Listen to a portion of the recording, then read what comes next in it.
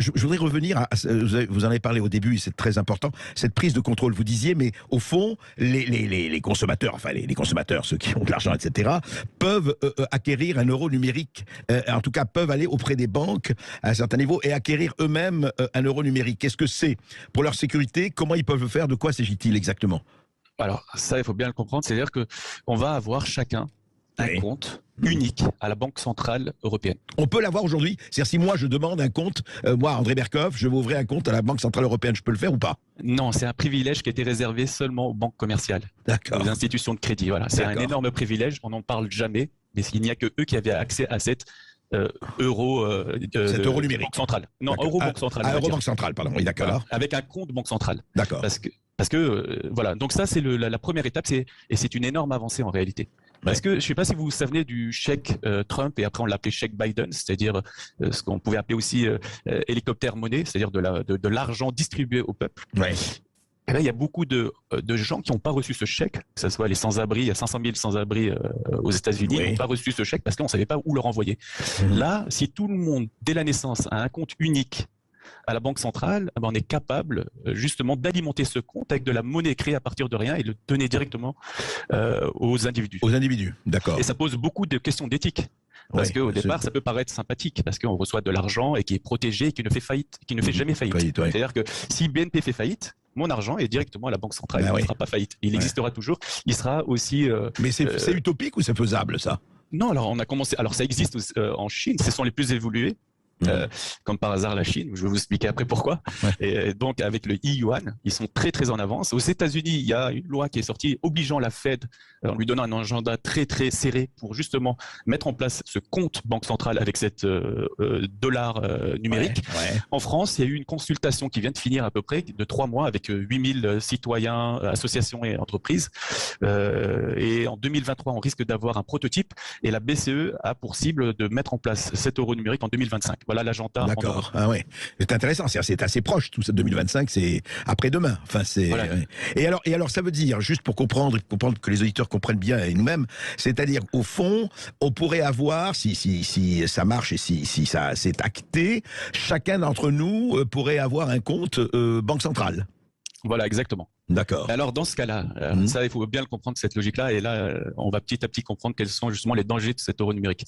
Si je mets mon argent dans mon compte banque centrale et qu'il ne fait jamais faillite, pourquoi je prendrais le risque de le laisser à la BNP ou à la Société Générale? Ouais, d'accord. Oui, c'est j'abandonne les banques et je vais à la banque centrale, quoi. Bah oui.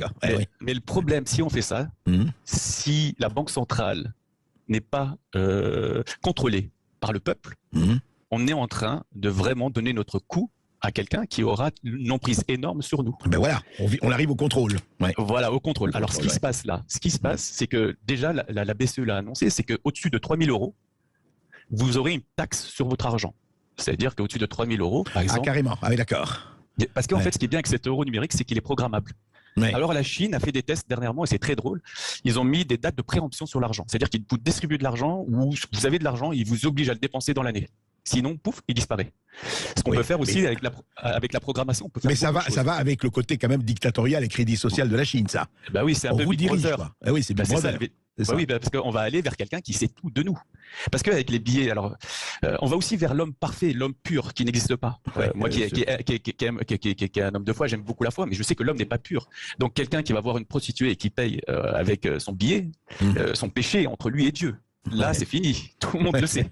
Voilà. Et donc, c'est le contrôle. Et on se pose même la question, mais c'est bien sûr que quelqu'un qui va acheter de la drogue ou qui va voir une prostituée ou tout ce qui est, on va dire, économie souterraine, n'utiliseront jamais cet euro numérique et un euro traçable, visible, transparent, etc. Et c'est une surveillance. Donc, ils vont créer une monnaie, en fait. L'économie souterraine va créer une monnaie de substitution. Monnaie. Bah oui, de substitution. En fait, l'économie parallèle devra trouver sa monnaie, l'économie underground. Des barrettes de shit, des grammes d'or. Je sais pas. Mais je pense que l'intelligence humaine est capable de tout, donc on verra ce qu'ils vont créer. Donc voilà, ça c'est un peu les dangers. L'autre danger aussi, c'est que si on le programme, cet euro numérique, alors on parle souvent, moi j'y crois pas trop, parce que je faisais partie d'une famille pauvre, on n'achetait pas des plasmas ou des télévisions, mais des affaires d'école à la rentrée, mais on peut faire en sorte qu'on vous donne de l'argent, mais on vous oblige à acheter avec juste de l'alimentaire. Donc, c'est ça. voilà, donc Et ça, c'est un peu interdiction dangereux. d'acheter autre chose que de l'alimentaire. Ben oui, on l'a vu. Mais vous savez, on l'a vu avec le Covid. Les produits de première nécessité, les produits pas de première nécessité qui étaient interdits. C'était Voilà, pas la monnaie, mais bah, ça revenait à ça, quoi. Là, sauf que ça sera numérique. C'est ça. L'autre chose qu'on peut faire avec l'euro numérique, alors là, ça c'est un peu plus dangereux pour ceux surtout qui sont pas vaccinés ou qui ne suivent pas justement Ouais. les recommandations étatiques, c'est qu'on peut en faire en sorte que vous pouvez utiliser votre compte Que si vous êtes vacciné. par oui, exemple.